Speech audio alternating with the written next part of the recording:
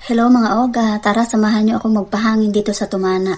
Alam niyo masarap sa Tumana eh. Hangin, tapos marinig may mga tweet-tweet ng ibon, tapos maraming hayop, tulad niya may kambing, ayun. May tanim na okra, napakamahal ang okra ngayon. Pero hindi ako nakakuha kasi bagong bomba daw. Ayan, may alagang manok, may manok dyan eh.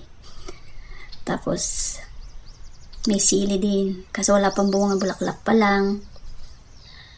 Sarap ng hangin, di ba? Sarap mamasyal eh. Yan, puno ng abukado. Wala rin bunga. Balinghoy.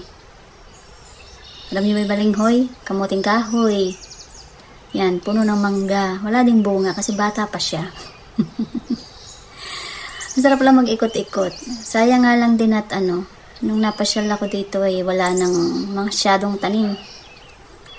Tag-araw na kasi. Medyo mahirap na sa tubig. Yan. Ay, susuot naman sa kubo-kubuhan ng aking pinsan. Nakita ko silang naggagawa-gawa diyang mag-anak. Kaya ako'y sumuot na din. Para naman makichika-chika. Yan, Ate Weni. Asawa ng pinsan ko yan. May alaga silang bibi. Yan, diba? Meron silang yan, kape daw yan, kape. Manghihingi sana ako ng hinog na papaya, wala palang hinog. Yan, patak-dugo, puro dugo. May naligaw na halaman. Siguro tinanim talaga nila dyan yan. Hindi palang nalilinis at siguro busy. Siga-siga sila ngayon dyan. Tubo, ang masarap na tubo. Kaso matigas yan eh, kasi tubong kawayan. Kawayan yan, tubong kawayan. Pero mas matamis yung tubong kawayan kaysa sa regular na tubo. Matigas nga lang talaga.